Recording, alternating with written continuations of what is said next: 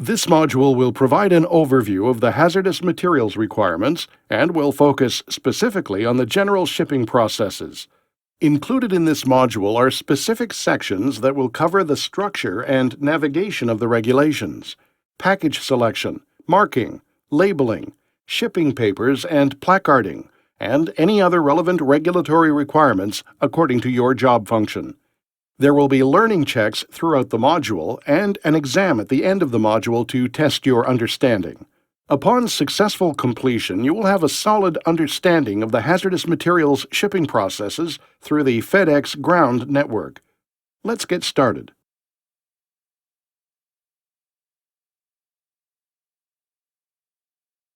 This module will provide an overview of the hazardous materials requirements and will focus specifically on the general shipping processes.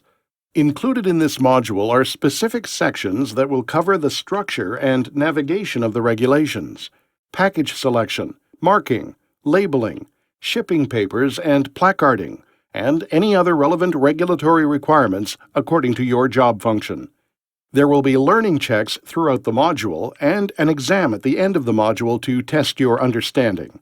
Upon successful completion, you will have a solid understanding of the hazardous materials shipping processes through the Fedex ground network. Let's get started. Certain basic knowledge is needed to properly ship hazmat. When you complete this training module, you will be able to define hazardous materials and the 9 hazard classes. Name the different regulatory agencies involved in hazardous materials transport. Describe a shipper's basic responsibilities. Explain the hazard communication process, marking, labeling, shipping papers, etc., and prepare a hazardous materials shipment according to the regulations as well as FedEx Ground's policies.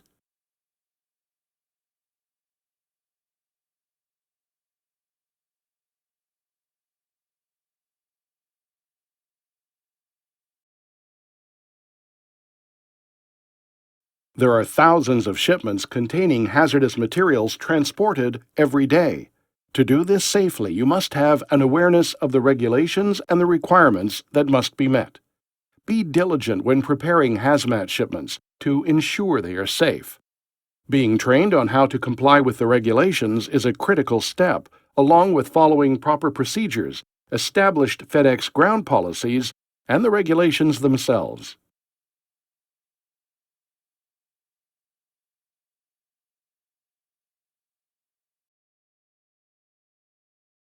The U.S. DOT PHMSA defines hazardous materials as materials or substances capable of posing a risk to health, safety, property, and the environment when transported in commerce. They are listed in the appropriate regulation by a proper shipping name and meet the definition of one or more of the hazard classes defined in the regulations. It is interesting to know that outside of the U.S. and around the globe, hazardous materials are referred to as dangerous goods. However, for the purpose of this training, both terms will be treated as one and the same.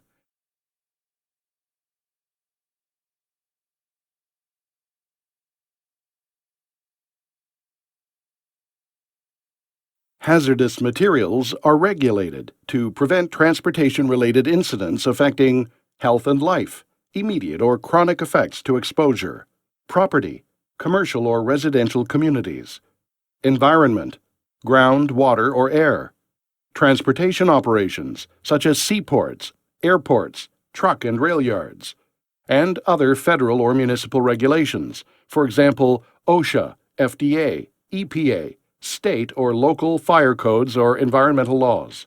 Safety depends on you. There are many regulatory agencies throughout the world involved in the transport of hazardous materials. These agencies are the authorities involved with writing the regulations for the safety transport of dangerous goods. Let's take a look at a few of them. The United States Department of Transportation Pipeline and Hazardous Materials Safety Administration, referred to as PHMSA, is the authority in the United States that regulates shipments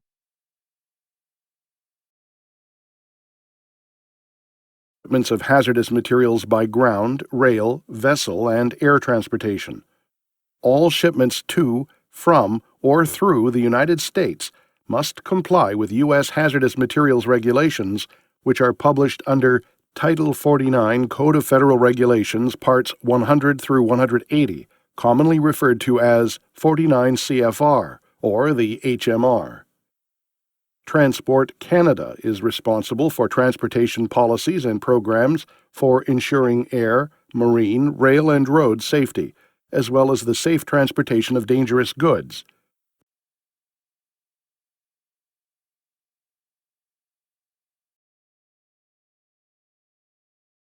Transport Canada develops and enforces safety regulations and standards through publication of the Transport of Dangerous Goods Regulations, referred to as TDG.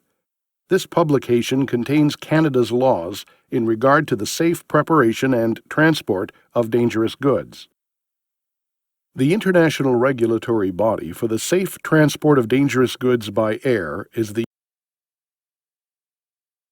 United Nations International Civil Aviation Organization, or ICAO. They produce the technical instructions for the safe transport of dangerous goods by air, referred to as the ICAO-TI. The ICAO technical instructions are the official legal document recognized for international air transport of dangerous goods. The International Air Transport Association, or IATA, is a membership organization for airlines and air carriers which produce the IATA Dangerous Goods Regulations, commonly referred to as the IATA DGR, which is based on the ICAO technical instructions.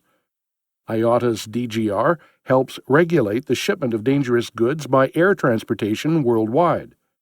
Most airlines use the IATA DGR, even though the ICAO-TI is the legally binding regulation. The International Maritime Organization, IMO, is the United Nations specialized agency with responsibility for the safety and security of shipping and the prevention of marine pollution by ships. The International Maritime Dangerous Goods, IMDG Code, was developed as a uniform international code for the transport of dangerous goods by ocean, covering such matters as packing, container traffic, and stowage, with particular reference to the segregation of incompatible substances. Legislation governing the carriage of dangerous goods by road internationally is based on the ADR, or the Agreement Concerning the International Carriage of Dangerous Goods by Road.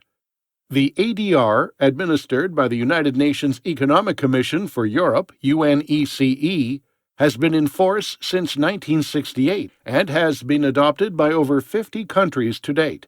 The ADR sets out the requirements for the classification, packaging, labeling, and certification of dangerous goods for road transport. It also includes specific vehicle and tank requirements and other operational requirements. Each country that complies with the ADR implements specific safety measures through its own national legislation. The purpose of ADR is to ensure that dangerous goods being carried by road can cross international borders freely as long as goods, vehicles, and drivers comply with its provisions.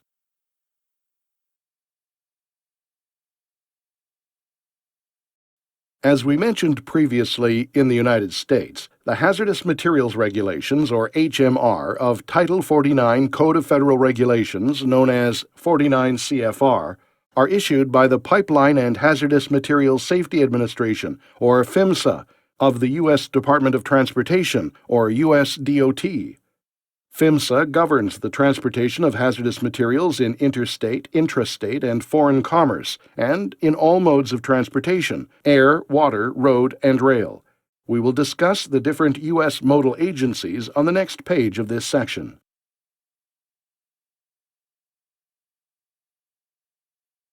In addition to PHMSA, other government agencies help write and enforce the regulations in the 49 CFR.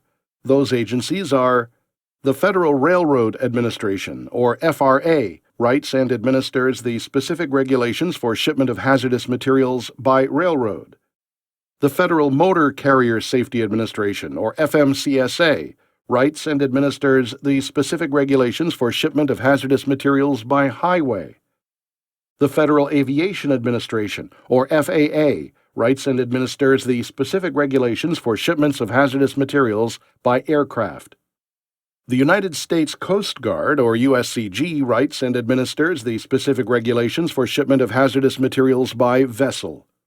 It is interesting to note that all of these agencies are part of the U.S. DOT, with the exception of the U.S. Coast Guard, which soon after the 9/11 terrorist attacks was transferred over to the newly created Department of Homeland Security.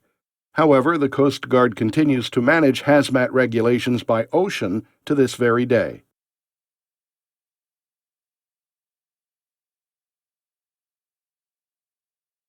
The regulations require a shipper to package hazmat in a prescribed manner and to communicate the hazards of the material by marking and labeling the package and completing a proper shipping paper that communicates the dangers of the shipment. Any person or company that ships or transports regulated hazmat in commerce must comply with these regulations. Function-specific and general awareness training is required for any company employees who participate in the shipment of hazmat, including the preparation or review of packaging, shipping papers, or marking and placarding of tank cars and bulk truckloads. This training is required every 3 years.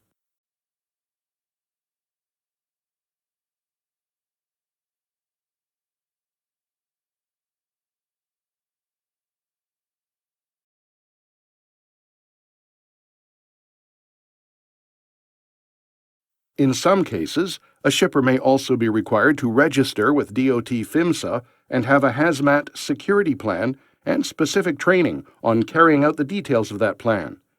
This depends on what types of hazmat are being shipped and how much of a potential threat these shipments could represent in the wrong hands.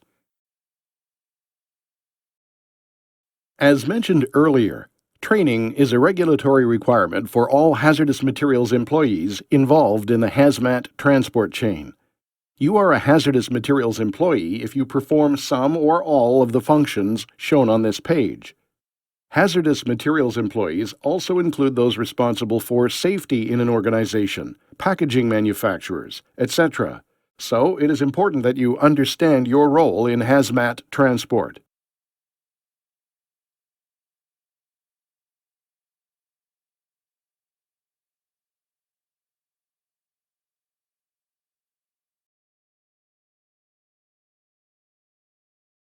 These are several very specific elements required in a training program in order to meet the requirements of the regulations. All training must include a general awareness or familiarization of the regulations, function-specific training that focuses on the employee's job function and the responsibilities they have in the hazmat transport chain, safety training, and security awareness training. Your employer is responsible for ensuring that you are properly trained and have successfully passed a test in order to be in compliance with the regulations. Sometimes in-depth security training is required. This is only applicable when your organization requires a security plan. In that case, your employer must provide detailed information on the security plan and your responsibilities. Initial hazmat training must occur within 90 days of employment or a change in your job function. However, you may perform hazmat job functions prior to receiving your training, as long as you are under the supervision of a properly trained hazmat employee. Recurrent training must occur every 3 years, according to the regulations. If there are new regulations introduced, or your job function changes significantly, you may be required to have additional training at that point as well.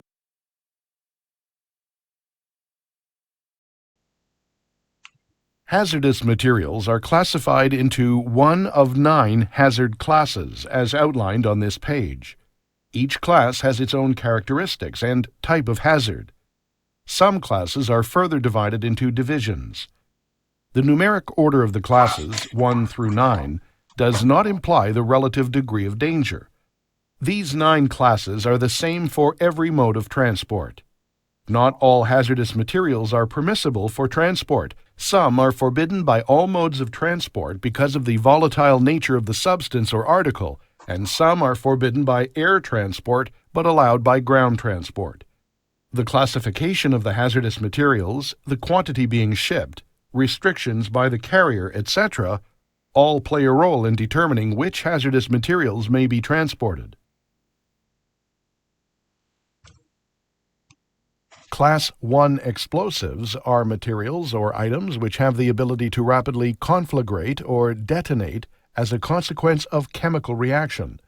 Explosives are capable by chemical reaction of producing gases at temperatures, pressures, and speeds as to cause catastrophic damage through force and or producing otherwise hazardous amounts of heat, light, sound, gas, or smoke. Explosives are divided into 6 divisions, each representing a different hazard. Each of these hazards can cause mass destruction, even death, due to their high level of volatility, and some explosives are limited in the transport chain.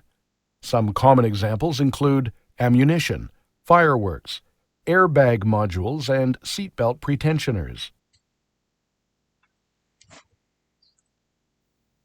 Class 2 gases are capable of posing serious hazards due to their flammability, potential as asphyxiants, ability to oxidize, and or their toxicity or corrosiveness to humans.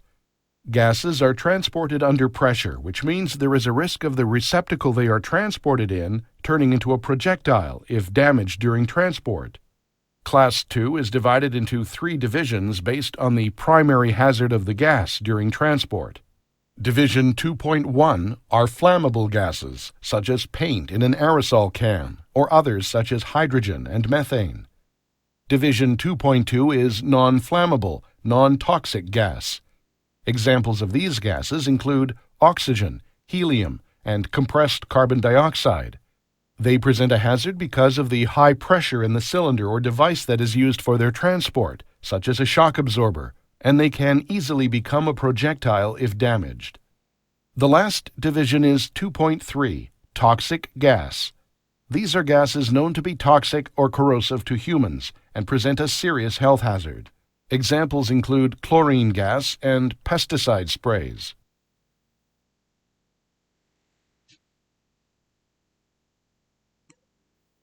Class 3 flammable liquids are one of the most common types of dangerous goods shipments in transport, both bulk and non-bulk. Flammable liquids are substances which, at a certain temperature, release a flammable gas that can be ignited by contact with air. This is what is referred to as flash point. Class 4 contains 3 divisions of different solid substances that are flammable under certain circumstances. Division 4.1 flammable solids are materials which, under normal conditions encountered in transport, are readily combustible or may cause or contribute to fire through friction or self-reactive substances. Common examples include matches and sulfur. Division 4.2 are substances liable to spontaneous combustion under normal conditions of transport or can heat up when they come into contact with air and then catch fire. And Division 4.3, dangerous when wet, are products that, when in contact with water, emit a flammable gas. Examples include sodium and potassium.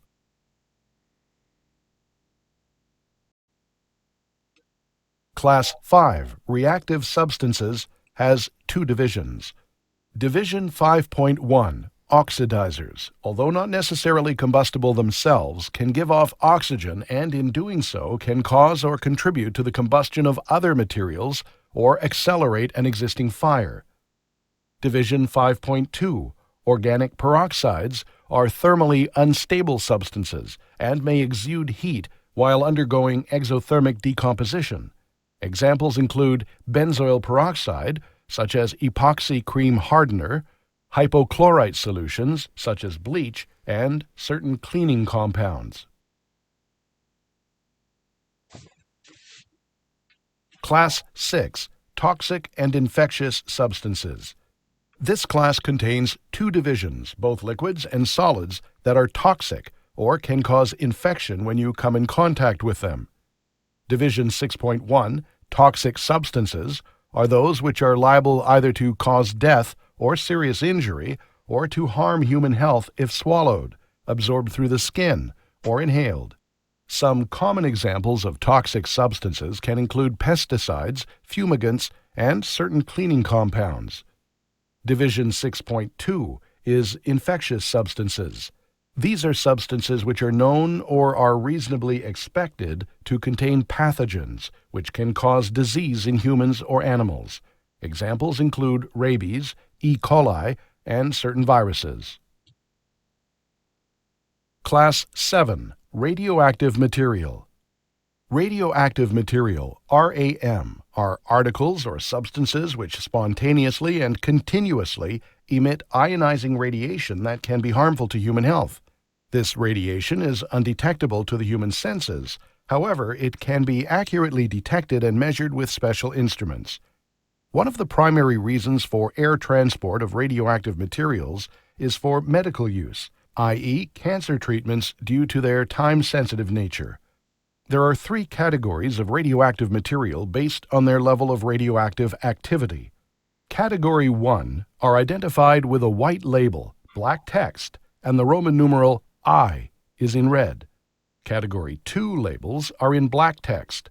Upper part is yellow, and the Roman numeral II is in red.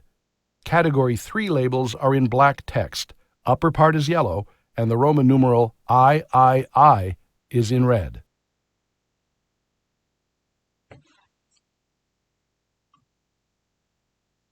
Class 8. Corrosive material. These are liquids or solids that in the case of leakage or spillage can cause damage by chemical action to living tissue, other freight, or the aircraft. Examples under this class are mercury, battery acid, bathroom cleaners, and bleach. Class 8 has no subdivisions and includes materials like strong acids and bases that can rapidly oxidize, burn materials, metals, paper, wood, and clothing. If splashed into your eyes or on your skin, they can cause serious burns. Some of these materials can also react with other chemicals or materials to release toxic or flammable vapors. A couple of common examples include wet acid batteries, bleach, and concentrated cleaning compounds.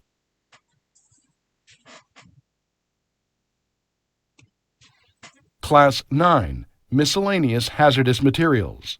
These are substances or articles which may present a danger during transport, but which are not covered under the other 8 classes. Examples of Class 9 substances include consumer commodities, dry ice, and lithium batteries.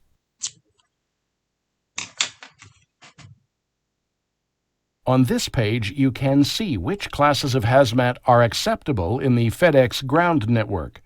Take a moment to look through the chart. Then click on the link to view the labels associated with these acceptable types of hazmat. Remember, always consult column 9 of the Fedex Ground Hazardous Materials table as well. Sometimes, certain hazardous materials are acceptable under the 49 CFR, but not in the Fedex ground network.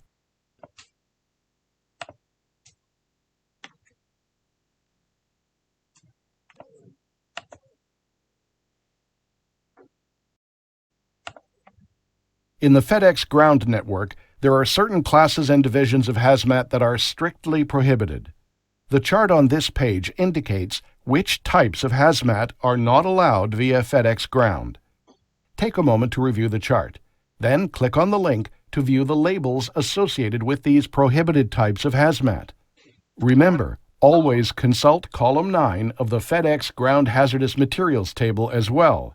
Sometimes certain hazardous materials are acceptable under the 49 CFR, but not in the Fedex ground network.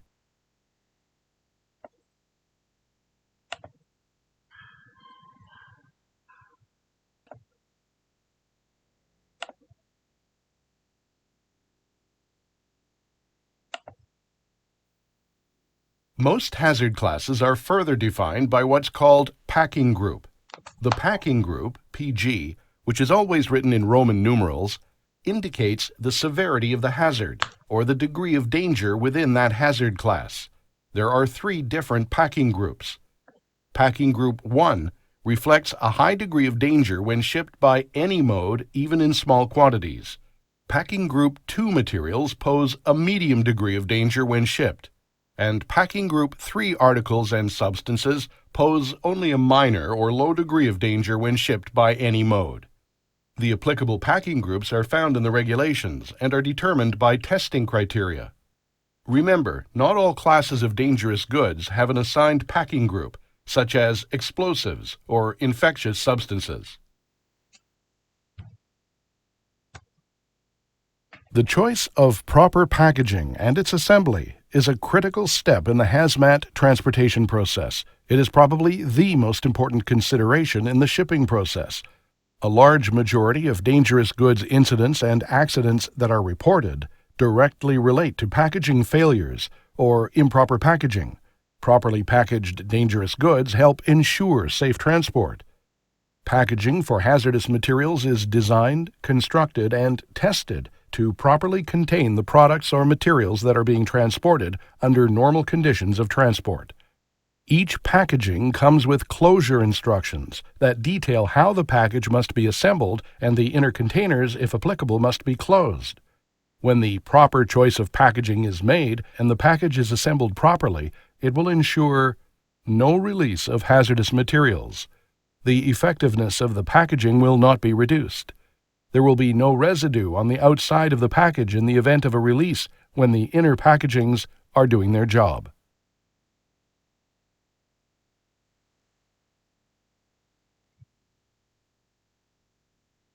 Earlier, we mentioned that a key part of the hazard communication process is the proper marking and labeling of hazmat packages. These marks and labels clearly indicate what the package contains and what the hazard associated with it is. This is important information for all of those individuals involved in the transport process, as it can affect how the package is handled, loaded, and stored.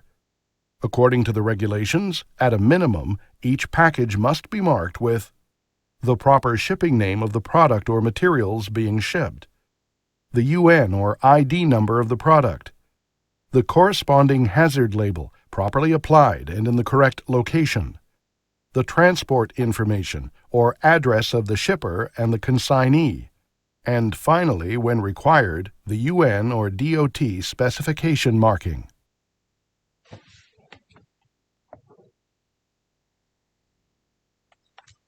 Whether you are shipping by highway, rail, air, or water, shipping papers must accompany most hazardous materials shipments. The shipping paper provides vital information when responding to a hazardous materials incident and contains information needed to identify the hazardous materials involved and help initiate protective measures for your safety and the safety of the public. Fedex Ground only permits the use of Fedex OP900LL or OP900LG documents accompanied by a hazmat certification, which are both required to be computer-generated. We will go into more detail on these document requirements in the section on documentation in this module. Not all hazardous materials react well together. These are what are known as incompatible hazardous materials. Hazardous materials incompatibility can be seen in several aspects of the transport chain. Hazardous materials can be incompatible with their packaging. For example, certain corrosives can eat through metal and compromise packaging if it hasn't been selected properly, which is an important consideration with package selection. Some hazardous materials can react dangerously when placed in one outer packaging for transport. These are known as mixed hazardous materials. For example, as seen on this page, corrosive materials must not be placed in the same outer packaging as Division 4.3 dangerous goods.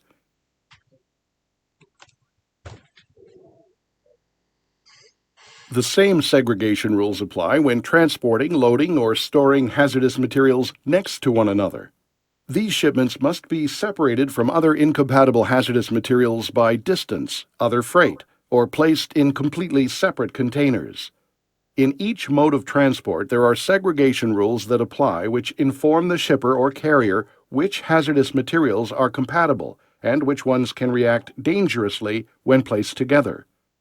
These requirements must be followed in all aspects of hazmat transport. shipment preparation, handling, storage, and in transit.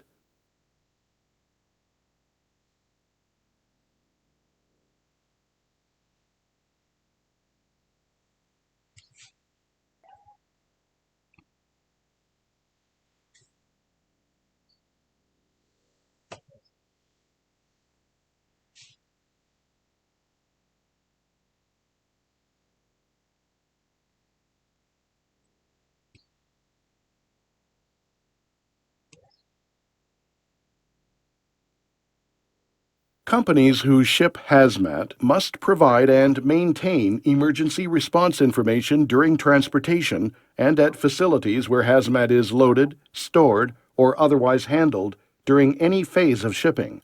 The key is making sure the hazards of the materials being transported are properly communicated so that emergency responders can do their jobs. The emergency response information must include, at a minimum, the description of hazmat, immediate hazard to health, risks of fire or explosion, immediate precautions to take, methods for handling fires, methods for spills or leaks, and first aid measures. In most cases, an emergency response phone number will be required.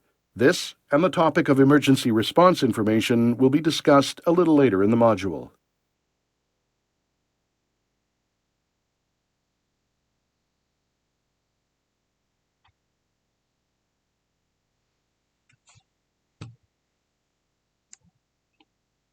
The Emergency Response Guidebook is used in the event of an incident or suspected release of hazardous materials at the facilities.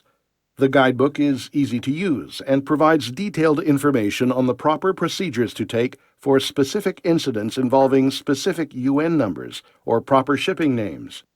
The guidebook provides reference pages to look up both options, as well as a page at the beginning indicating how to use the guidebook in general.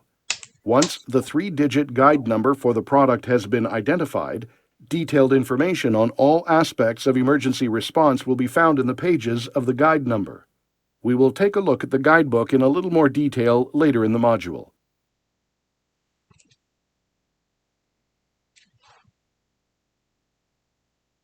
Hazmat is used in many aspects of our daily lives: farming and medical applications, manufacturing, mining, and other industries.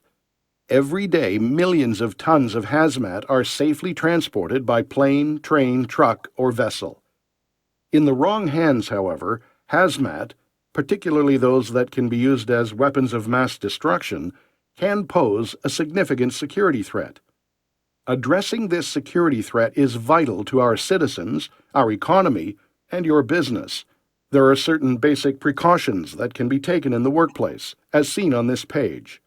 By law, each hazmat employee is required to have security awareness training as a component of overall hazmat training programs.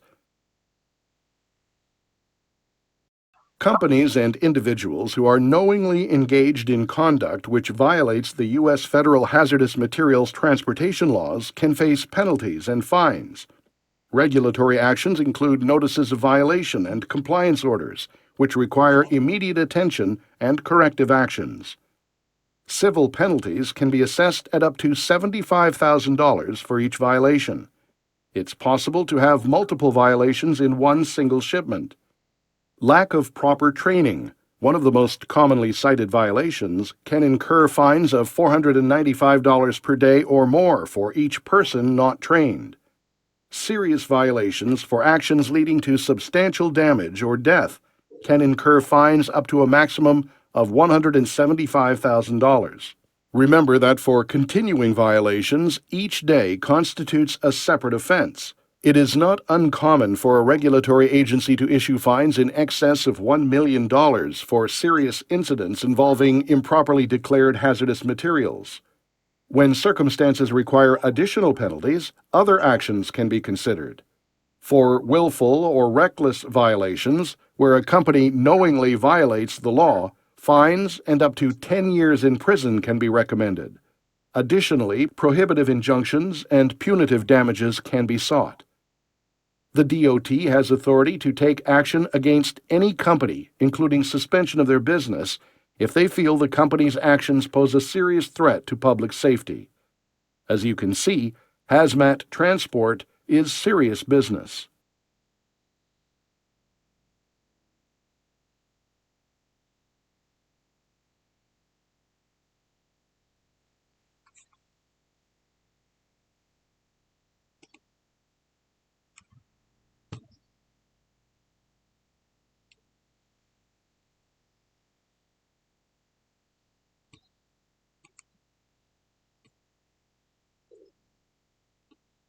You're right.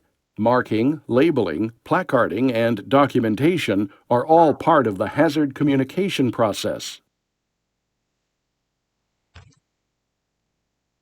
In order to help you ship your hazardous materials via the Fedex ground network, there is a comprehensive guidebook available to help you ensure that your shipments are prepared properly. This guide, known as the Fedex Hazardous Materials Shipping Guide, provides all of the necessary information that you will need to ship your hazmat successfully. You can download the guidebook at the link shown on this page. There are also many other resources on the website to help you ship your hazardous materials within the Fedex ground network.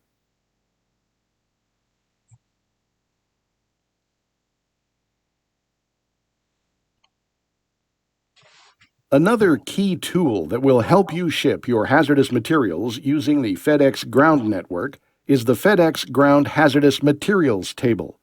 It is of critical importance that you consult this table for all of your hazardous materials shipments. As mentioned previously, some hazmat that may be acceptable under the 49 CFR may be prohibited in the Fedex ground network, or may have additional restrictions. This table, broken into 9 columns, has all of the required information for the hazmat that you are shipping. An excerpt from the table can be seen here. Click on the link to view the complete table.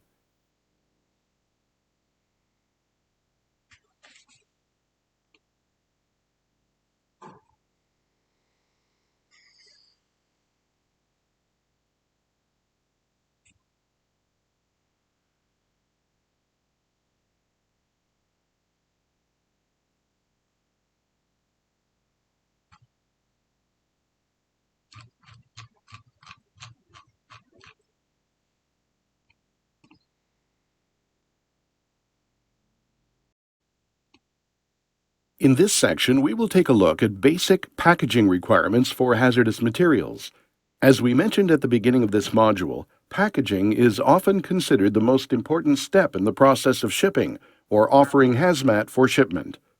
The package must be able to survive the rigors of transport and protect its contents through the transport chain.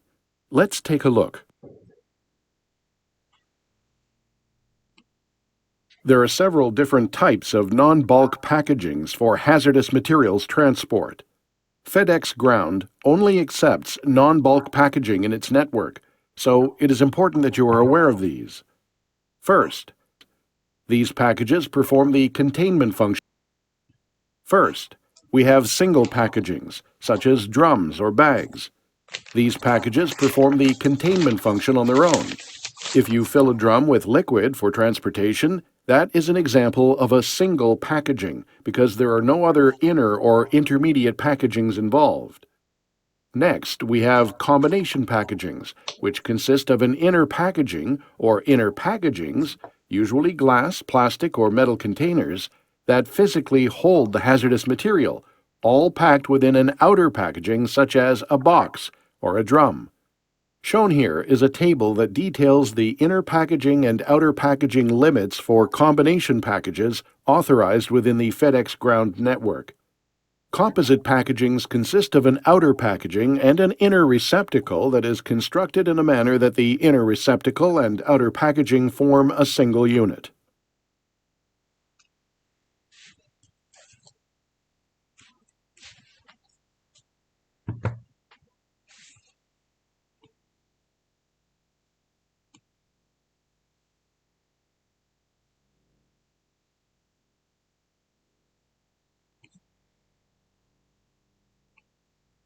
Here are some very common examples of non-bulk packages known as single packagings. Single packagings can be constructed of metal, fiberboard, plastic, plywood, or other suitable material. Your common 55-gallon drum, as large as it may seem, is considered a non-bulk package. As you can see on this page, single packaging can include drums, pails, and cylinders, along with several other packaging choices. Depending on the substance being shipped, the quantity, and the mode of transport, the packing instruction will determine if your shipment can be packed in a single packaging or must be put in combination packaging.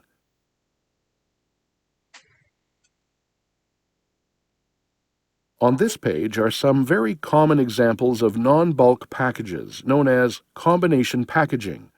As you can see in each of the pictures, there is always an inner and outer package, which, when used together, are in combination.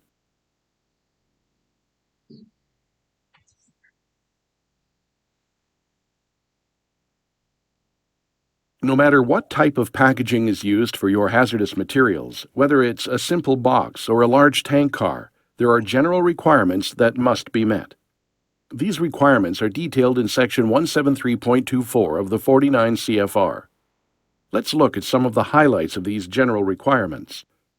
Paragraph A of this section clarifies that these rules apply to all types of packages, bulk, non-bulk, and specification packaging.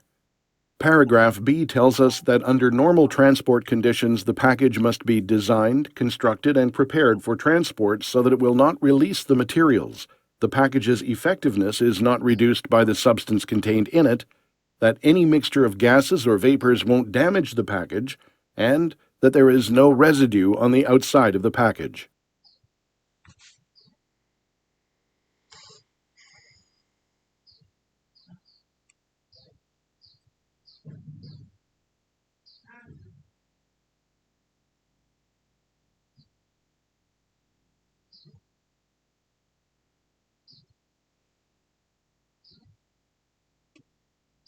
Paragraph C is telling us that we can only use packages that are authorized by the regulations which are stated in the packaging authorizations identified in column 8 of the Hazardous Materials table.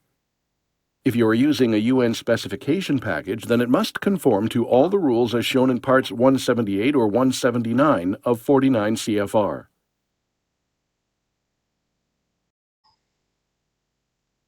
The contents of the package must be compatible with the package material.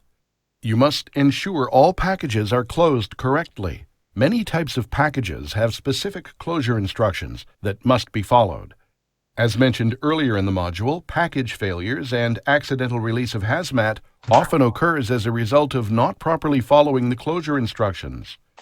When authorized, substances that could develop the evolution of gas during transport must be properly vented. And finally, in paragraph H, you are provided with general instructions on filling limits and requirements for leaving enough space, ullage, in packages for expansion of liquids.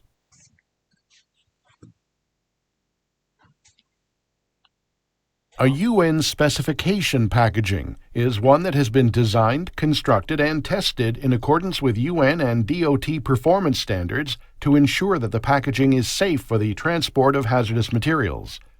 These packages are often constructed to be stronger and more durable than standard non-UN specification packagings. Using UN specification packaging will minimize the risk of hazardous materials release in transport. Unless specifically accepted in the hazardous materials regulations, the use of UN specification packaging is required for all shipments of hazardous materials. It is important that you consult the hazardous materials table in the 49 CFR and the Fedex ground hazardous materials table to determine if UN specification packaging will be required for your shipment. We will look at some of the exceptions to the use of UN specification packaging a little later in this section.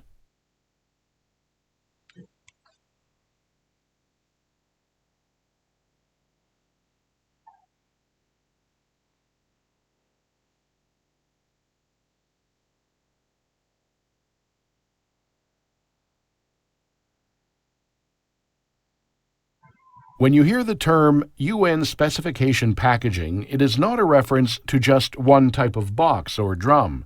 UN specification packages include various types of containment units and construction materials. Shown here in the left column are the different packaging types and their corresponding codes. In the middle column, we see the different types of packaging materials and their respective codes. When you combine a packaging type with a packaging material, you get a UN specification package. For example, a 1A code means drum and steel, also known as a steel drum. 4 is box and G is fiberboard, a fiberboard box. We have highlighted a few examples on this page, but as you can imagine, there are far more combinations of UN specification packages than the few examples seen here.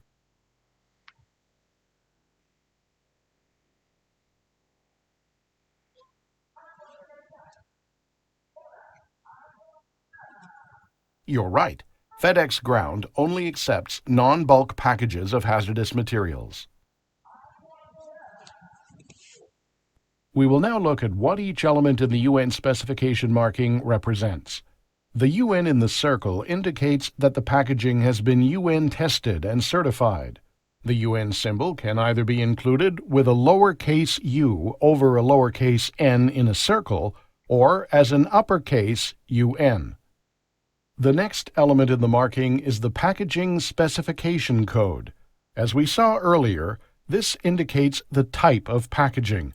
For example, the number 4 is a box, or 1 is a drum followed by a letter, in this case a G, which represents fiberboard, or A, which is steel.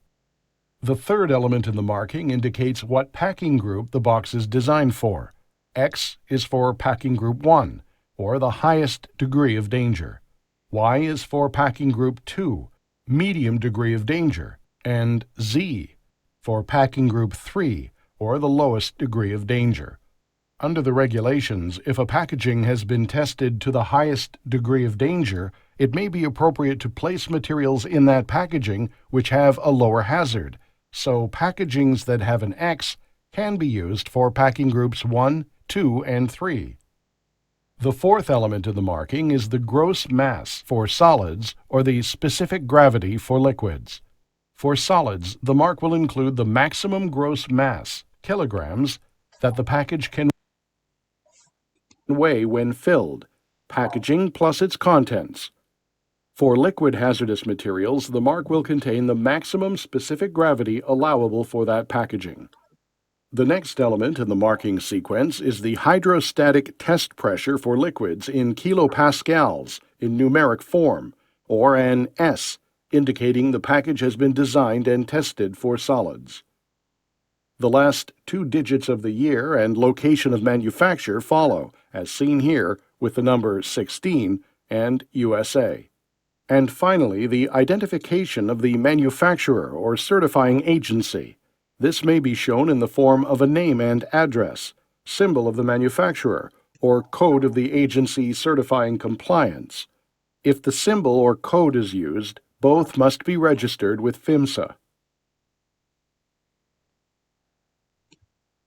When using a UN specification package, shippers must follow the closure instructions supplied by the manufacturer for their packages. UN specification packages are designed and tested to high standards to ensure no release of hazardous materials in transit. However, the performance of the packaging is dependent upon the shipper properly closing it. Many hazardous materials incidents have been the result of closure instructions not being followed. This is why it is vital for shippers to follow these instructions exactly as written, no substitutions and no changes.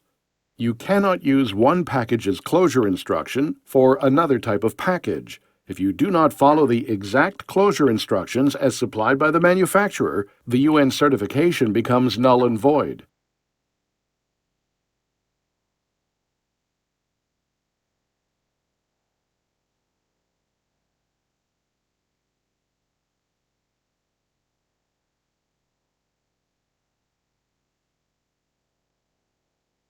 The regulations do not require shippers to use UN specification packagings for certain types and quantities of hazardous materials, including limited quantities and other exceptions. In these cases, shippers may use non-specification packagings, also referred to as strong outer packaging. When UN specification packages are not required, Fedex Ground has conditions on what they consider acceptable non-specification packagings for hazardous materials. Shown here are the required minimum bursting test and edge crush ratings based on the weight of the package. As you can see, packages intended to hold higher quantities of hazardous material must be constructed and tested to higher standards. Take a moment to review these conditions.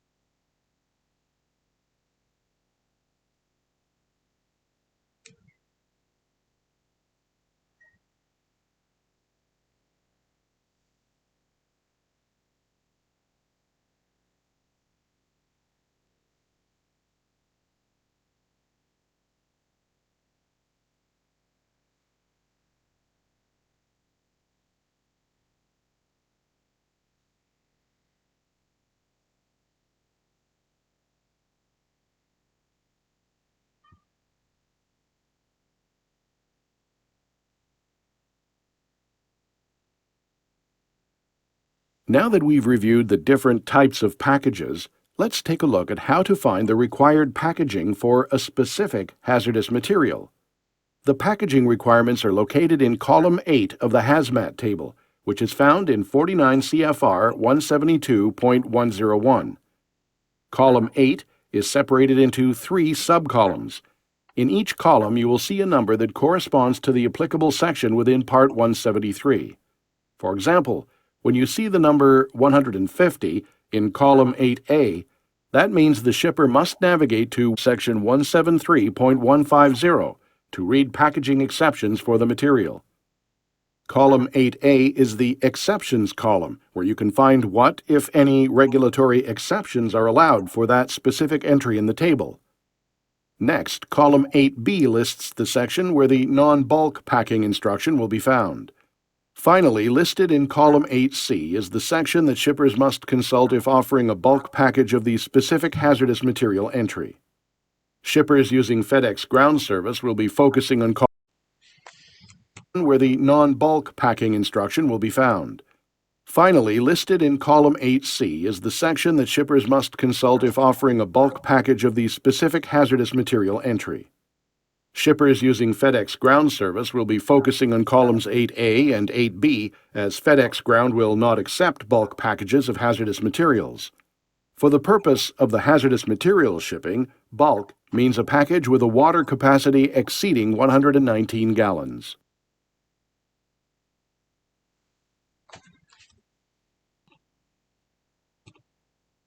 Properly packaged hazardous materials help ensure safe transport. As highlighted earlier, the hazardous materials table will indicate in column 8 which packing instructions apply to your shipment. These packing instructions provide specific guidance on proper packaging types and other packaging considerations in transport. As we have seen, packaging can take many different forms: boxes, bags, drums, and cylinders, for example. On this page is an example of a packing instruction contained in 49 CFR. Each specific packing instruction provides information on the types of inner packagings as well as permitted outer packagings in Section B.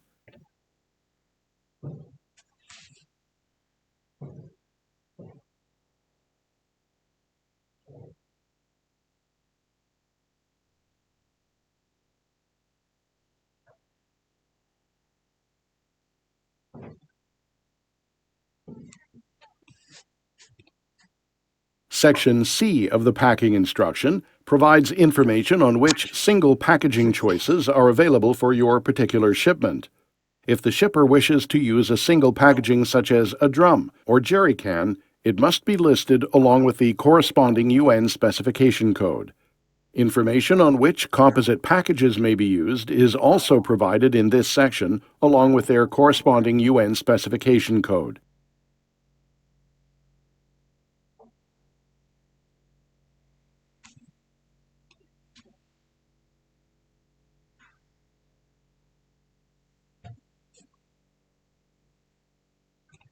The answer is true. UN specification packaging has a very distinct marking that informs you it has passed specific tests.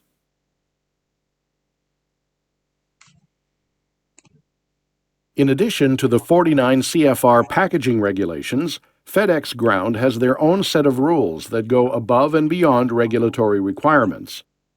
Fedex Ground will not accept filled cylinders containing Class II gases unless the cylinders are packed into an outer package, such as a fiberboard box.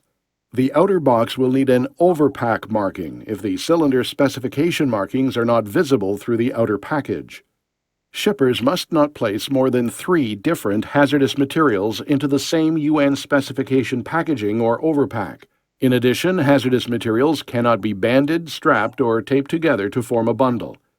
When pails or drums are used, they cannot exceed 8 gallons capacity. And finally, no package containing hazardous materials may weigh more than 70 pounds total.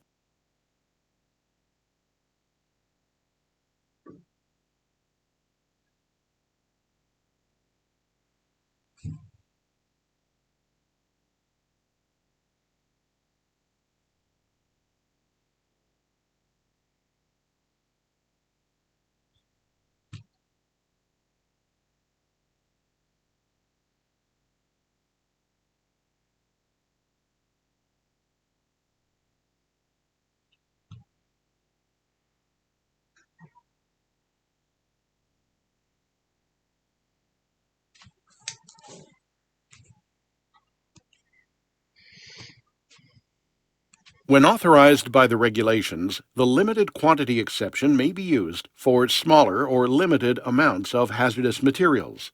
When packing in accordance with this exception, UN specification packaging is not required. A non-specification strong outer package meeting Fedex Ground standards will suffice. The completed package must meet the provisions of the 49 CFR section listed in column 8A of the hazmat table. Inner packaging limits are set by the packing group of the material, while the total package weight limit for all limited quantity shipments is 66 pounds. The outer package must display the limited quantity marking on at least one side. Finally, if using the provisions of this exception properly, shipping papers OP 900LL or OP 900LG are not required.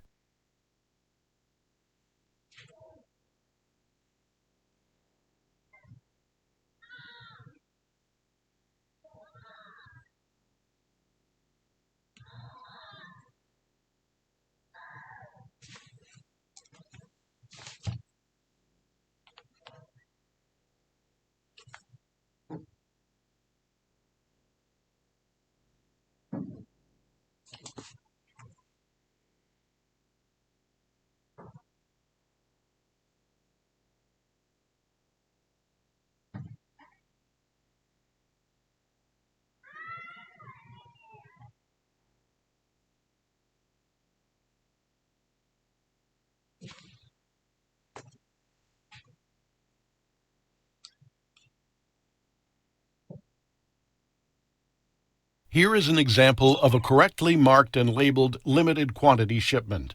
For limited quantity shipments, there is a special marking that is required, as seen here. When there are liquids in the shipment, packaging orientation markings are required as well. As of January 1st, 2021, ORMD shipments are no longer accepted, and this classification will be replaced by the limited quantity exception in order to harmonize with other regulations.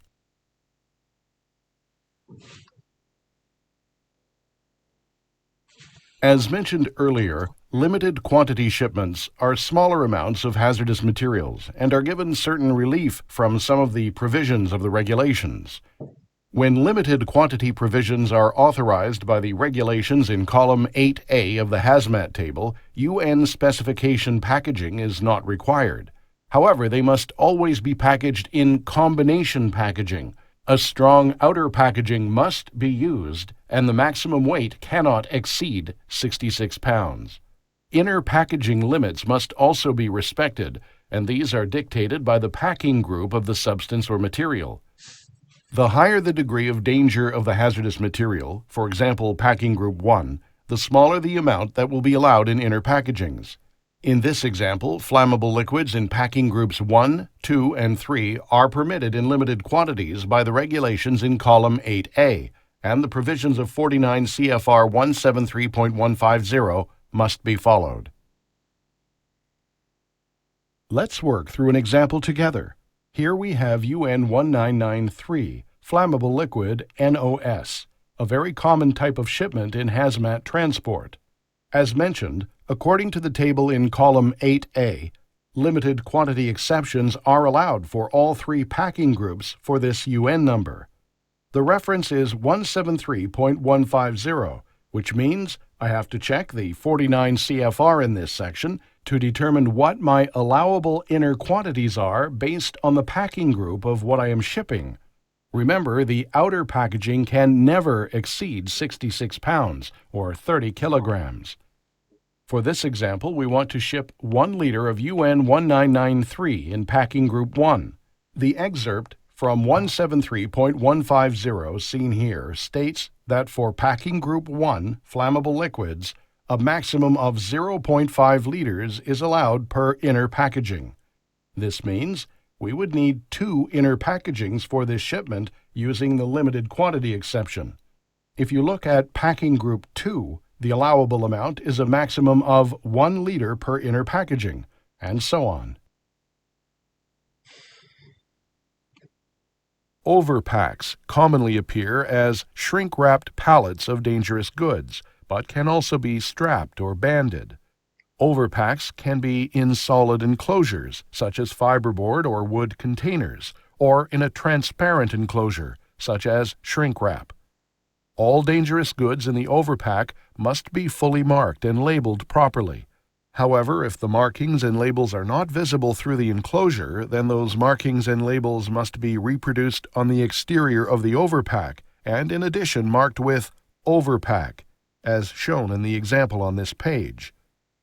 Overpacks have some very specific use requirements. Overpacks must not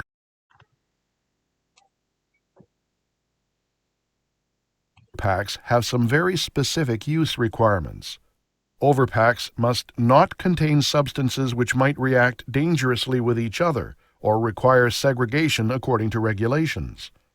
Each package in the overpack must be free of damage or leakage. The intended function of each package must not be impaired by the overpack.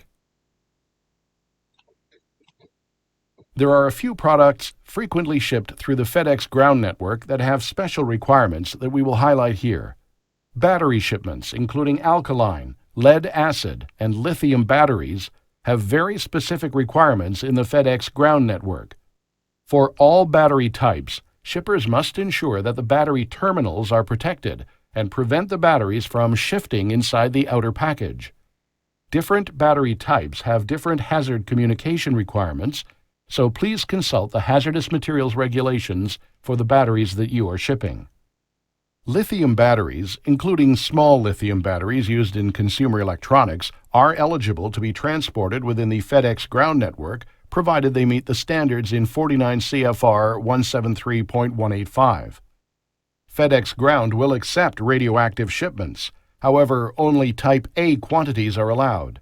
Packages containing quantities of radioactive materials that require the radioactive Yellow 2 or Yellow 3 label are strictly prohibited. For radioactive materials in limited quantities, the radioactive White 1 label and completed shipping paper are not required as long as the package is marked with radioactive and the UN number. Remember, always consult the FedEx Ground Hazmat Shipping Guide and Hazmat Table for further detailed information on shipping any types of hazmat.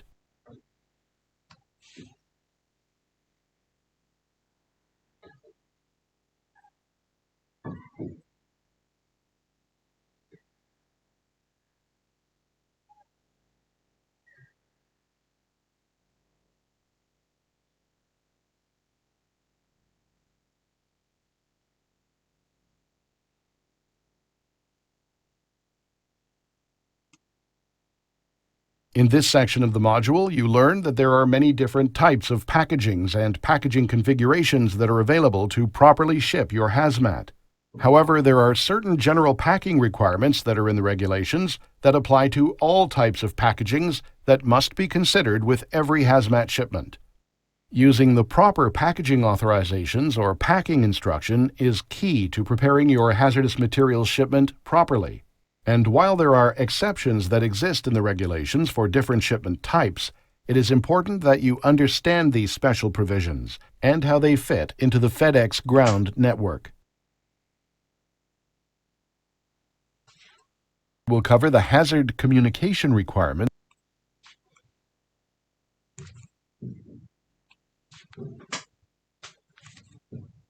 section. We will cover the hazard communication requirements found in the 49 CFR.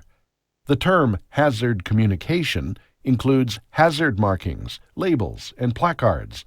In other words, all of the warnings, symbols, and signs used to indicate to those involved in the transport chain that the package contains hazardous materials and precautions need to be taken. Furthermore, these marks, labels, and placards communicate to everyone how the package should be handled, loaded, and stored. We will cover the general marking and labeling requirements for non-bulk shipments, including their specifications. As well, learn of any specific FedEx ground marking and labeling requirements. When you complete this section, you will be able to identify the general marking requirements, recognize marking specifications, apply the required marking for hazmat shipments, recognize hazard class and handling label specifications, apply the required labels for packages containing hazardous materials.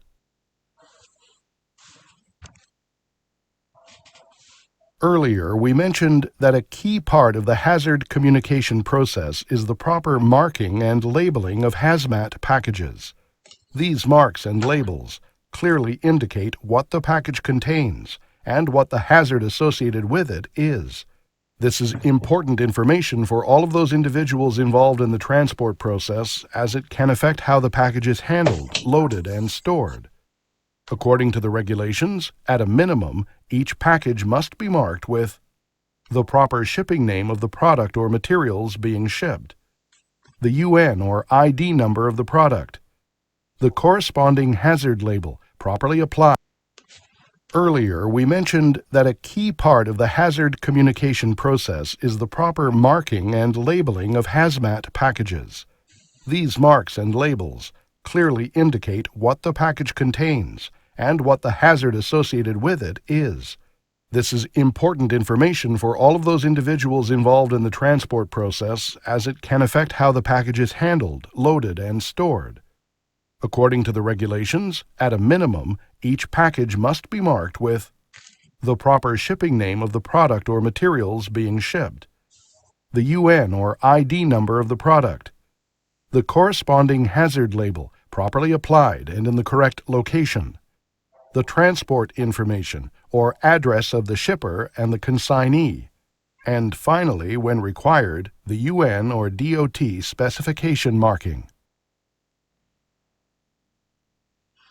The shipper is responsible for the proper marking and labeling of each package of hazardous materials in compliance with the applicable regulations. Each package must be of such a size that there is adequate space to affix all required markings and labeling. Shippers' specific responsibilities are to check and ensure that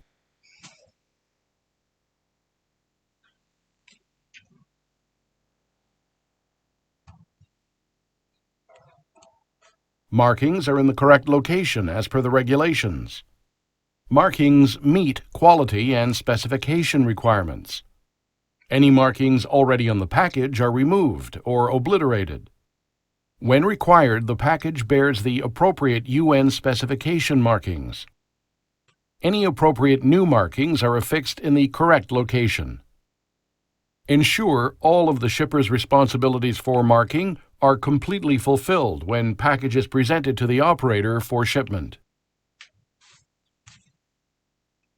Labeling is the principal method of hazard communication in the standardized labeling system.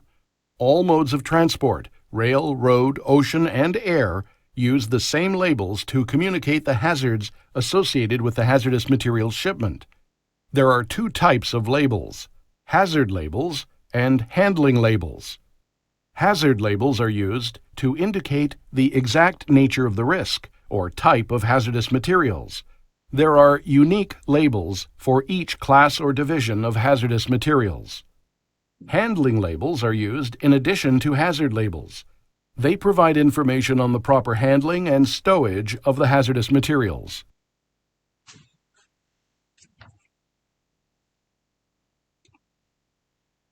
Each shipper or person who offers hazardous materials for transport must mark all non-bulk packages at a minimum with the proper shipping name of the hazardous materials and the UNNA ID number that corresponds to that proper shipping name. These markings must be located near one another. In some cases, such as limited quantity shipments or other exceptions, these markings are not required. You can see an example of a properly marked package on this page. Fedex Ground also requires the shipper and consignee address marked on the package at all times. Each non-bulk package containing a hazardous material for which a G appears in column 1 of the hazardous materials table must be marked with the technical name or in association with the proper shipping name as seen in the example on this page.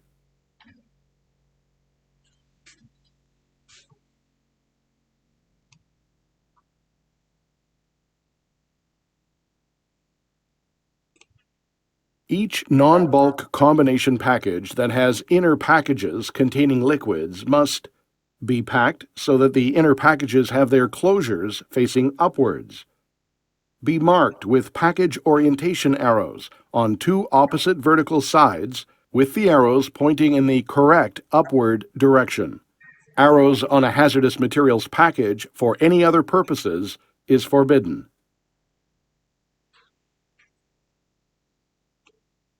As mentioned earlier in the module, limited quantities of hazardous materials are acceptable in the Fedex ground network, and there are specific packaging and marking requirements that must be met. As seen here, the top and bottom portions of the marking and the border must be black. The center must be white or a suitable contrasting background. The marking must be 100 by 100 millimeters.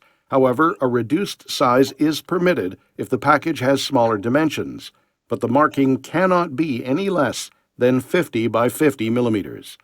When there are liquid hazardous materials in the package, orientation arrows must also be used. On this page, we see two examples of limited quantity markings. The square on point black and white marking on the left is the preferred marking for U.S. limited quantity ground transport. The similar type of black and white square on point limited quantity marking with a Y, seen on the right, is required on limited quantity air shipments. This mark specifically designates air transport. When you see the limited quantity marking with a Y, it means that package or shipment has been prepared for transport using the limited quantity provisions for air, which are more stringent. Fedex Ground will accept either marking in its network. There are other marking requirements that may apply to certain shipments of hazardous materials when offered for transport in the Fedex ground network. These include, but are not limited to, Class 2 cylinders must always be placed in an outer packaging or overpack when offered for transport with Fedex ground. The outer package must be marked overpack, unless cylinder specification markings are visible through the overpack. When DOT special permit packaging is used, the DOT-SP number must be clearly marked on the outside of the package. For certain shipments of explosives, the EX number or product code must be marked on the outside of the package. For packages shipped under the 49 CFR 173.13 exception, the marking "This package conforms to 49 CFR 173.13" must be clearly and legibly marked on the package. For all lighters and lighter refills classified as UN 1057, The appropriate LAA alpha number must be marked on the package. Remember, always consult your Fedex shipping guidelines and the appropriate sections of the 49 CFR for additional information.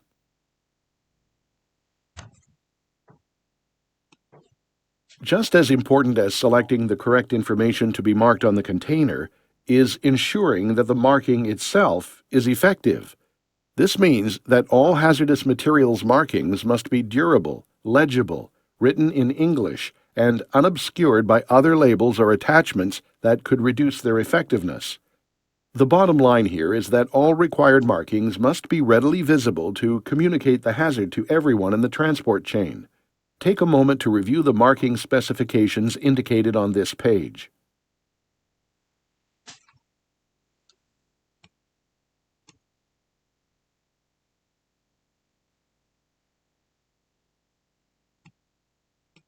The answer is false. The limited quantity mark is a black and white square on point. As we mentioned earlier in the module, labeling is another key part of the hazard communication process and is the principal method of hazard communication in the standardized labeling system. All modes of transport, rail, road, ocean, and air, use the same labels to communicate the hazards associated with the hazardous materials shipment. There are two types of labels: hazard labels and handling labels. Hazard labels are used to indicate the exact nature of the risk or type of dangerous goods. There are unique labels for each class or division of hazardous materials. Hazard labels are always diamond-shaped, or also known as square on point. Handling labels are used in addition to hazard labels. They provide information on proper handling and stowage of the hazardous materials.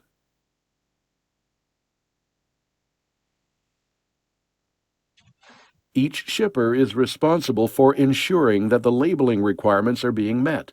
For the most part, hazardous materials labels are required on non-bulk packaging. Each person who offers or transports a hazardous material in the following types of packages must label as specified in this section. A non-bulk package.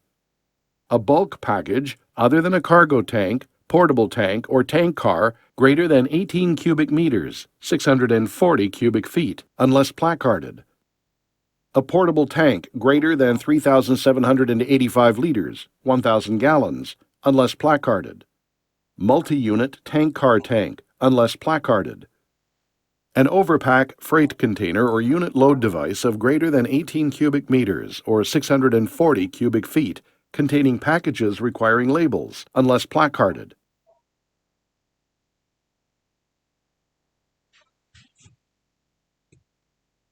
When labeling is required, mostly for non-bulk packages, the hazmat table in 49 CFR will provide the information on what label or labels will be needed on the package. As you saw earlier in the module, column 6 of the table, the label codes column, will give you information on what hazard class label is required for packages containing that specific material. In most cases, you'll see a single number in column 6. This corresponds to the hazard class label you'll need to use. In the example shown here, the 3 represents the Class 3 flammable liquid label. In some cases, 2 or more numbers will appear in this column. This signifies that the material listed has multiple hazards and that subsidiary hazard labels will be necessary.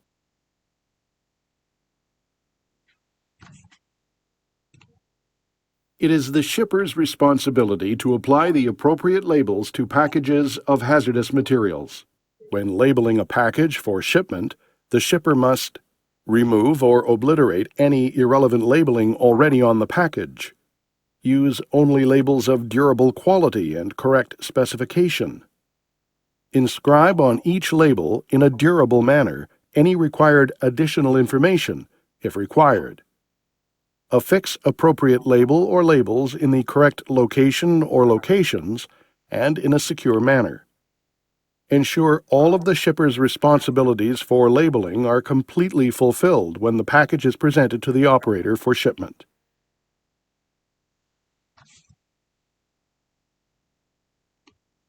There are very strict requirements on how a shipper must affix the hazard and handling labels to a package.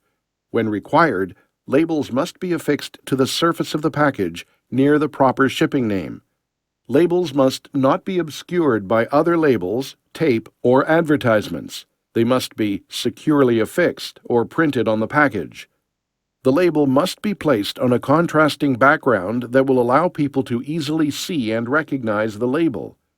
Placing a red hazard class label onto a red background will substantially reduce the effectiveness of the hazard communication and may result in safety concerns throughout the transport process.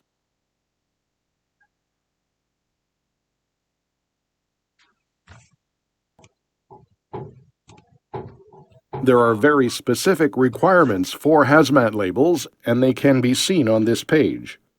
Each label must be durable and weather-resistant. The design of the label must be as shown in 49 CFR 172.411 to 172.447. Each side of the label must be at least 100 millimeters or 3.9 inches. There are also very specific measurements for the inner and outer border lines.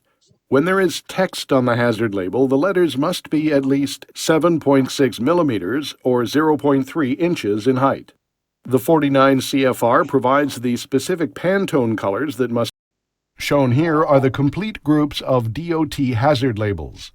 Click on the chart to view a larger version, and take a moment to review the chart and the labels for the different hazard classes and divisions.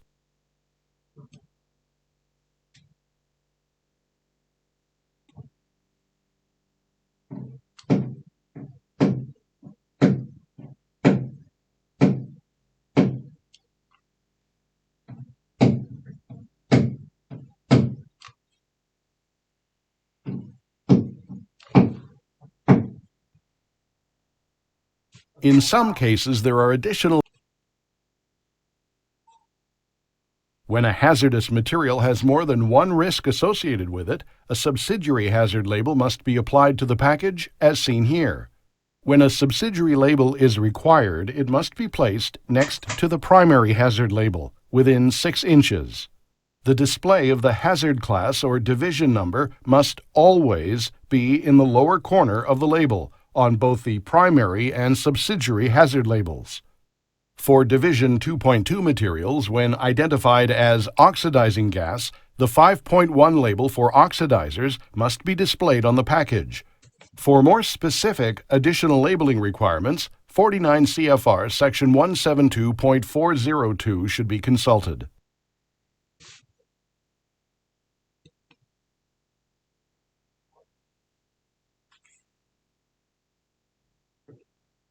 That's not right. Try again.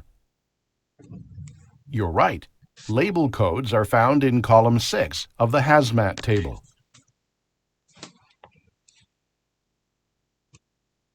There are some exceptions for labeling that exist for certain shipments of hazardous materials.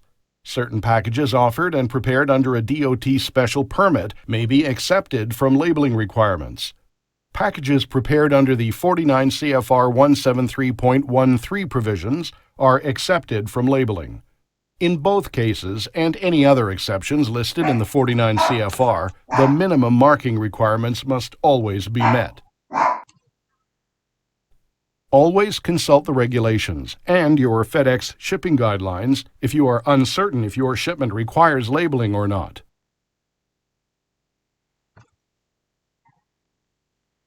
In this section, you learned a very critical part of the hazmat transportation process is proper hazard communication. When shipments of hazmat are properly marked and labeled, it lets everyone in the transport chain know exactly what the hazard contained in the package is and how to handle it properly. It is always the shipper's responsibility to properly mark and label hazardous materials shipments. There are very distinct marking and labeling requirements and specifications that must always be followed. At times, there are exceptions to labeling requirements, but always check the regulations and the Fedex shipping guidelines to confirm.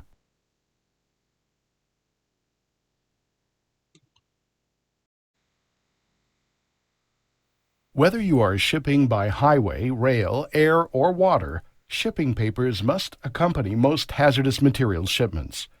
The shipping paper provides vital information when responding to a hazardous materials incident and contains information needed to identify the hazardous materials involved and help initiate protective measures for your safety and the safety of the public. Fedex Ground only permits the use of Fedex OP900LL or OP900LG documents accompanied by a hazmat certification, which are both required to be computer-generated. Fedex Ground also requires shippers to provide electronic data of their shipments via EDI, or electronic data interchange, using a FedEx shipping system. When you complete this section, you will be able to complete the required content and sequence of information on the FedEx Ground shipping paper and hazmat certification form. Identify the retention requirements for shipping papers. Have an awareness of FedEx automation tools. Understand the hazmat shipper qualification process.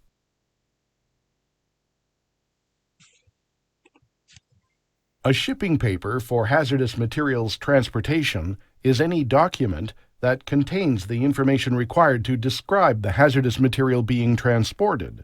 It may include a shipping order, a bill of lading, a hazardous materials manifest, or any other type of shipping document serving a similar purpose and containing the required information in the correct sequence.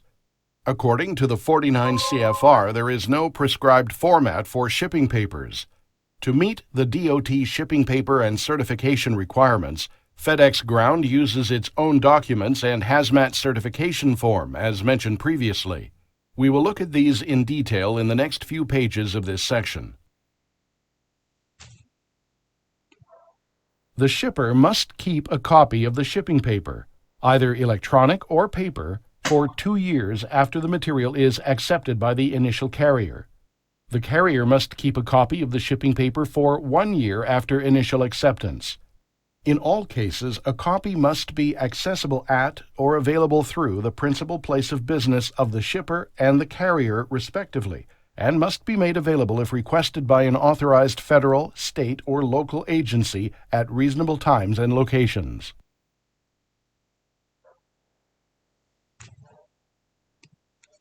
A hazardous materials shipping paper, OP900LL or OP900LG, and the hazardous materials certification form are the documents used to identify the hazardous materials package or packages being offered for transportation in the FedEx Ground network.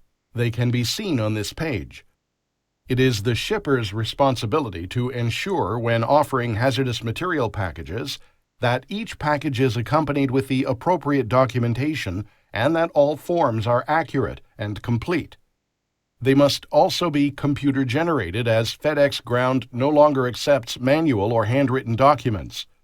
We will explore the automation options available to you a little later in the module.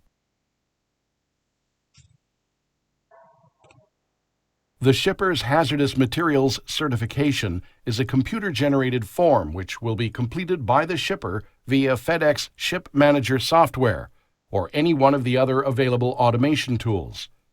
The certification will be given to the FedEx Ground driver on pickup to be returned to the facility. A copy will be retained by the shipper. The hazardous materials certification must be complete and agree with the hazardous materials table. The certification form must contain no unauthorized abbreviations, and it must be signed by the shipper. If the hazardous materials certification is not correct, the incorrect items in the shipment will be returned. The correct items will be forwarded on. Click on the form to review the required fields and the information that must be provided.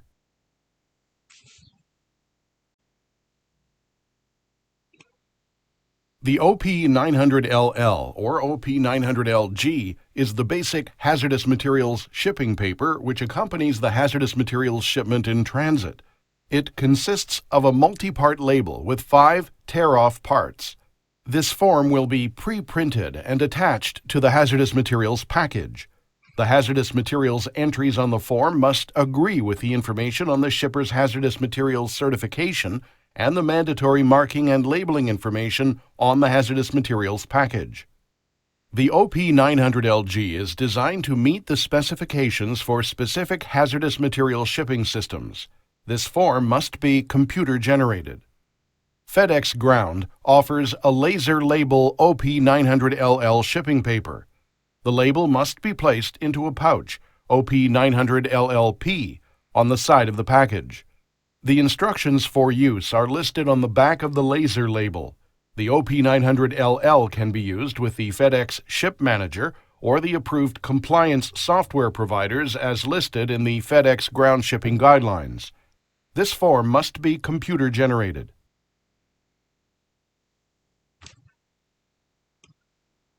The description of the hazardous material information on the shipping papers, OP900LL or OP900LG, and hazardous materials certification form must be as described in accordance to DOT regulations.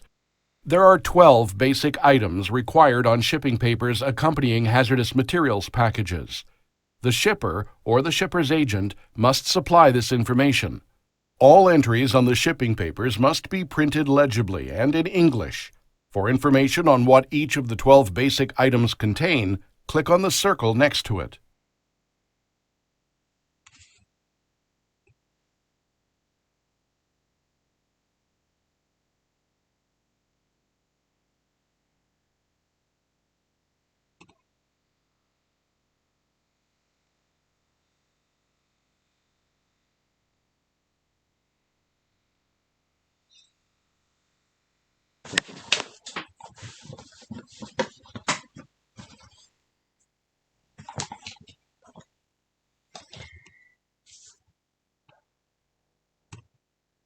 Click on each form to view larger versions of how to properly complete these forms. Example 1 is a sample hazardous materials certification form. You can see all of the required fields and the complete information for each material or substance being shipped in compliance with the DOT's requirements. Take a moment to review the different fields of information. Example 2 is for a package of hazardous materials being shipped under the 49 CFR 173.13 exception. You can see the notation indicated on the form.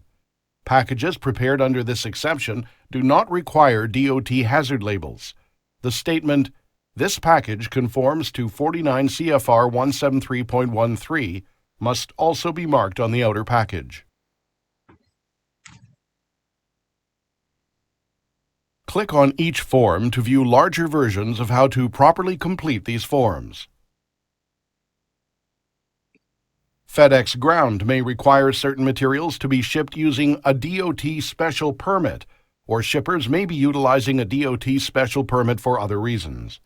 When shipments are prepared under an applicable DOT special permit, the shipping papers and certification form must reflect the appropriate DOT SP number as seen here. The special permit number must also be written on the outside of the package.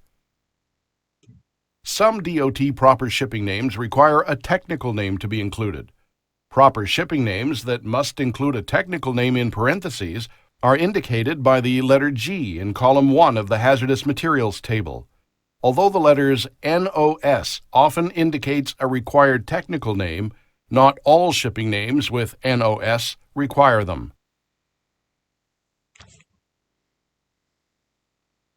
As mentioned earlier in this section, FedEx Ground only accepts shipping documents that are computer-generated.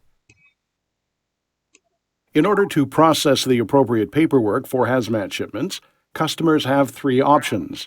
These options are FedEx.com, FedEx Ship Manager Software, or FedEx Ship Manager Server. FedEx.com is useful for smaller shippers or those with smaller outbound shipments. This option features preferences and functionality that make the customer's relevant shipments easy, efficient, and compliant. This option supports the OP900LL and hazardous materials certifications. FedEx Ship Manager software is ideal for medium to large shippers and provides fully integrated shipping capabilities. This software also allows the shipper to select up to 3 commodities per package from the hazardous materials table for printing on the OP900LG, OP900LL, and hazardous materials certification. Fedex Ship Manager Server is an interface to customer-hosted functionality and includes server software installed in the customer's data center and integrated into their existing software. This is ideal for customers that have an absolute need for integration and speed and that have IT or developer resources. It also offers a complete shipping solution for highest volume environments.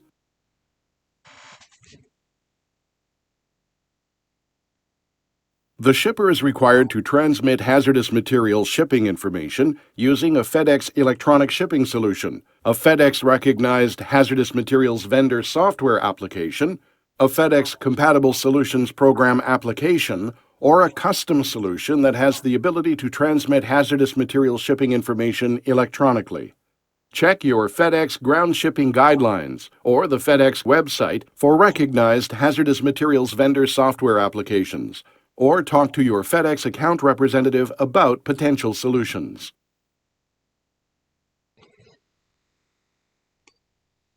In order to ship hazardous materials in the FedEx ground network, shippers must complete a qualification process before they can ship hazardous materials. To begin this process, contact your FedEx account executive who can assist you, or call FedEx customer service at 1-800-GO-FedEx or 1-800-463-3339. You will be required to complete the Hazardous Materials Qualification Form OP910, as well as provide proof of training. Your FedEx account executive or FedEx customer service representative will be able to help walk you through this process.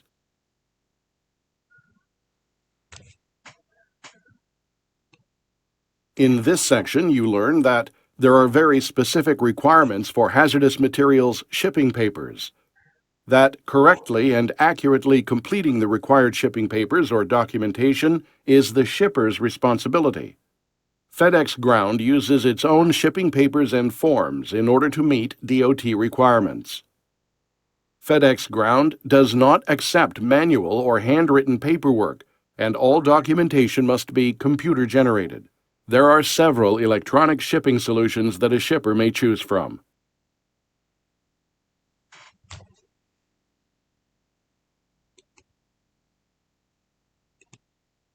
As mentioned earlier in the module, hazardous materials are used in many aspects of our daily lives: farming and medical applications, manufacturing, mining, and other industries. This section of the module will provide you with some general security awareness provisions.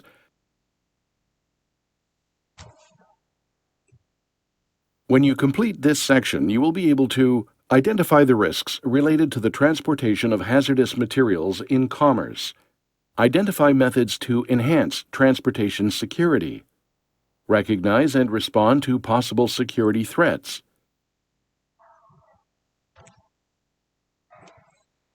many materials classified as hazardous materials are essential products to industry, but potential deadly weapons in the hands of the wrong person. Some chemical mixtures can cause a powerful explosion if detonated or ignited. Consider the potential threat from the theft or hijacking of a truck loaded with hazardous materials. Be aware of the possibility of the contamination of a city's water supply or air by the intentional release of hazardous material or the fraudulent shipment to a group or individual intent on destruction.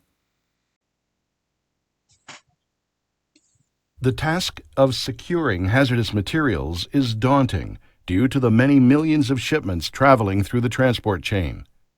Law enforcement agencies alone cannot guarantee the safety of these trucks or the security of our transportation system. They need the help of carriers, shippers, and manufacturers.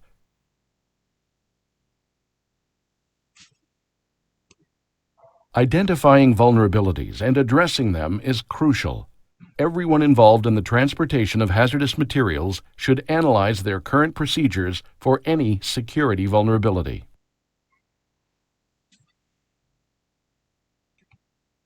As an offerer of hazardous materials, you've been trained in the safety precautions associated with these materials and how to handle and transfer hazardous materials in compliance with the U.S. Department of Transportation regulations. But how much do you know about protecting yourself and your cargo?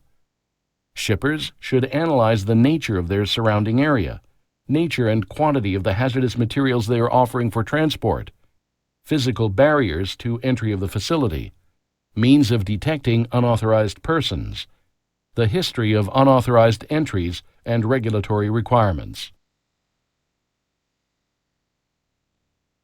There are many different methods designed to enhance hazmat transportation security.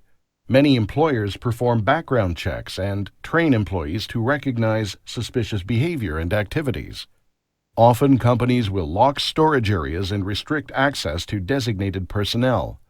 Employers train their employees to be mindful of information that is shared with others and make sure they are aware of the need to be aware of their surroundings and their security responsibilities.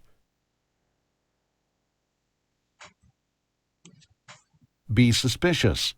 Don't discount unusual behavior because the individual doesn't fit a preconceived picture of a criminal. It will be the person we don't suspect that will be successful in executing their plan. Always report suspicious activity. Check loading orders and other documents to ensure they are not counterfeits.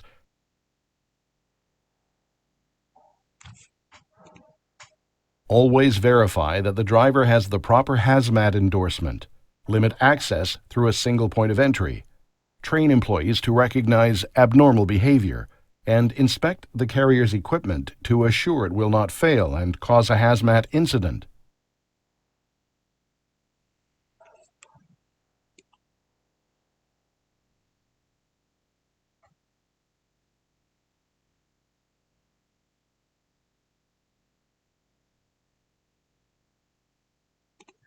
You're right. All of the methods listed here are designed to enhance hazmat security. If you encounter anyone or a situation that may be a possible security threat, it is important that you respond to the threat and take action. If you see something that doesn't seem right or is out of place, say something. Always contact your supervisor or manager to report any suspicious activity.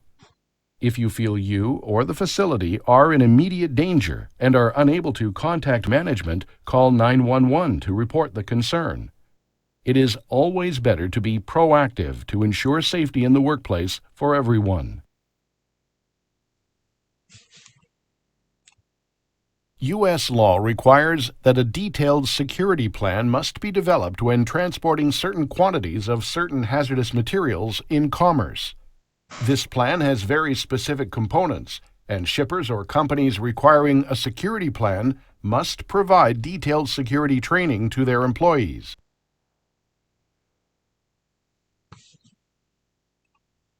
At a minimum, the security plan must include an assessment of transportation security risks, including site-specific or location-specific risks associated with facilities where the hazardous materials are prepared for transportation, stored, or unloaded incidental to movement, and appropriate measures to address the assessed risks.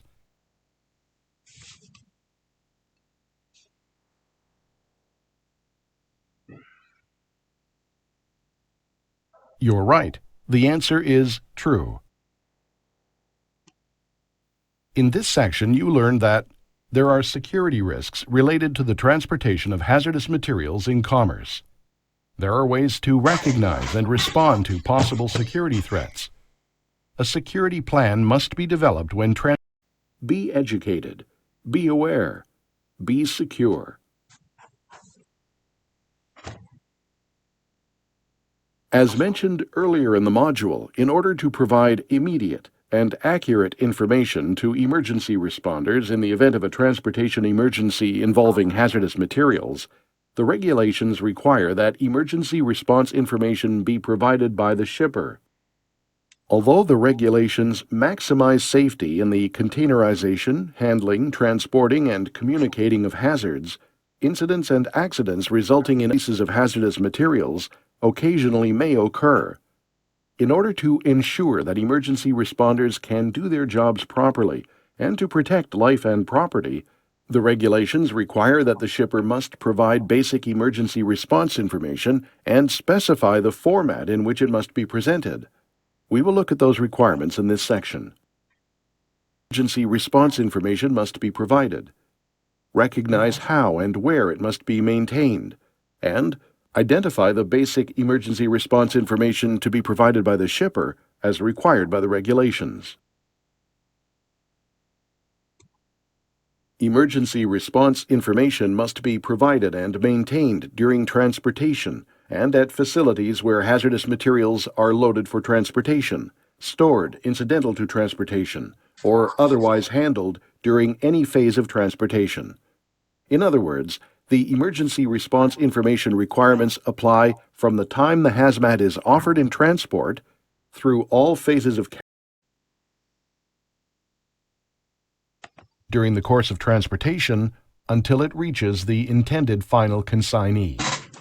The person who offers the materials, the person who accepts the material, and the person who transfers or otherwise handles the materials for transportation should all know exactly what information is required and how to use that information in the event of an emergency.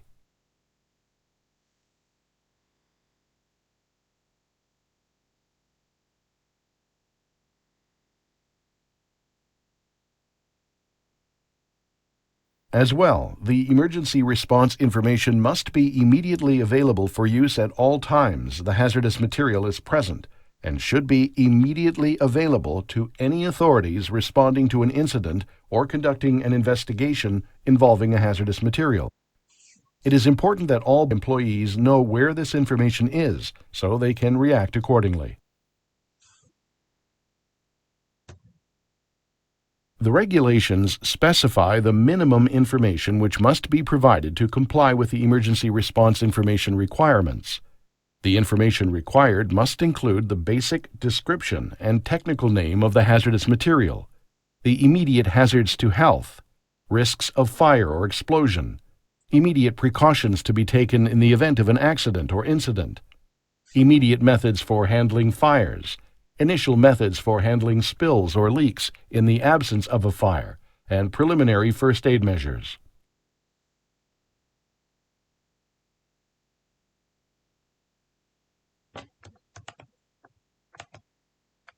The emergency response information must be printed legibly in English and must be available for use away from the package containing the hazardous material. The information can be provided in several different formats: on the shipping paper, or in a document attached to or cross-referenced to the shipping paper that includes the basic description and technical names, is one way. Some shippers have chosen to provide this information on a safety data sheet, SDS, while others may provide cross-reference to the North American Emergency Response Guidebook, the ERG, or other similar documents on or attached to the shipping paper. A safety data sheet, or SDS, attached to the package, although meeting OSHA requirements to provide an SDS, does not satisfy the DOT requirement to provide written emergency response information away from the package.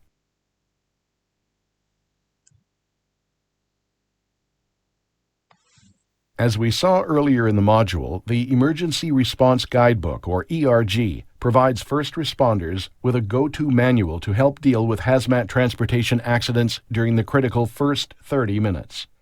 It provides initial response information for the safety of the responder, the public, and the community.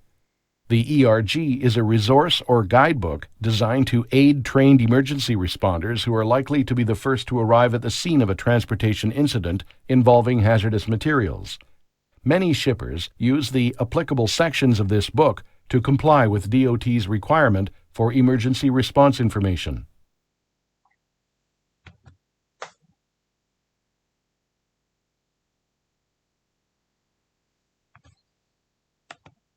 The answer is true. Emergency response information must be printed legibly in English and be available for use away from the package. The ERG is organized into several sections based on what information is available or what is needed.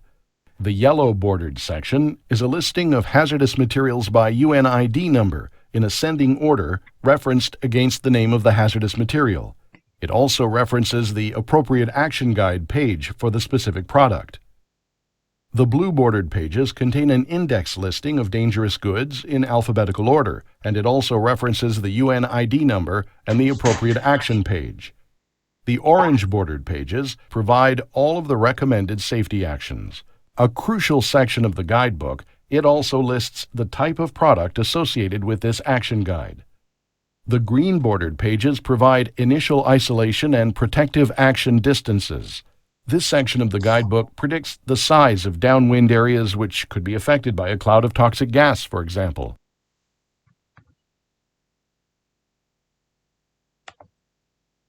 Emergency response information must be maintained during transportation. In a facility, the operator of the facility where hazardous materials are received, stored, or handled during transportation is responsible for maintaining the emergency response information in a location which is immediately accessible to all facility personnel in the event of an incident involving the hazardous material. It is critical for everyone to know where this information is kept at all times.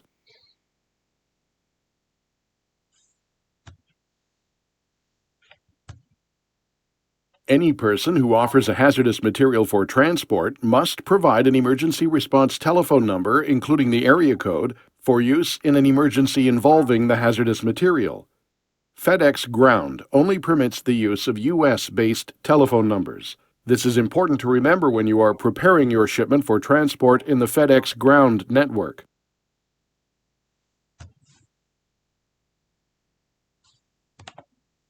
The telephone number must be monitored at all times while the material is being transported, including while being stored incidental to transport.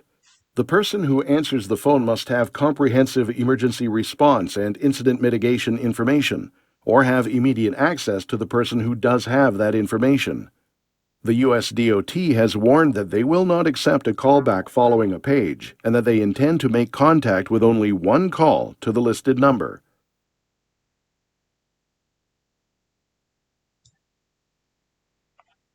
The emergency response telephone number must be entered on the shipping paper. The number should be entered in a clearly visible location and identified as the emergency contact number if it applies to all entries on the shipping paper.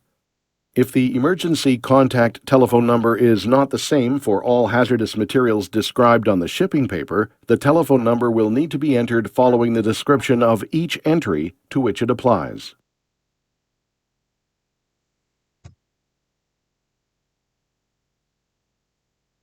Remember, the emergency response number must be the number of the person offering the hazardous material. Unless the carrier is a private carrier, the carrier is usually not the person offering the hazardous materials for transport. A shipper may contract with a third-party agency, such as Chemtrek, who agrees to perform the 24-hour access duties.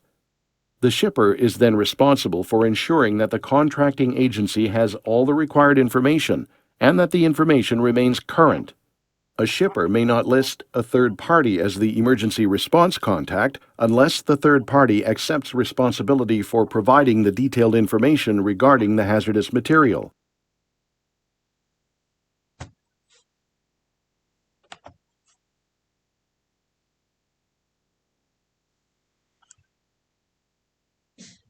The answer is true. Any person offering hazardous materials for transport must provide a 24-hour emergency response telephone number for use in the event of an emergency.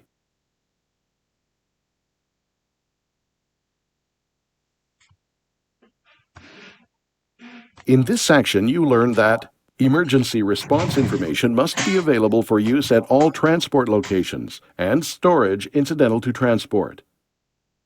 Emergency response information must be immediately accessible and available for use away from the package. The regulations specify the minimum information which must be provided to comply with the emergency response information requirements.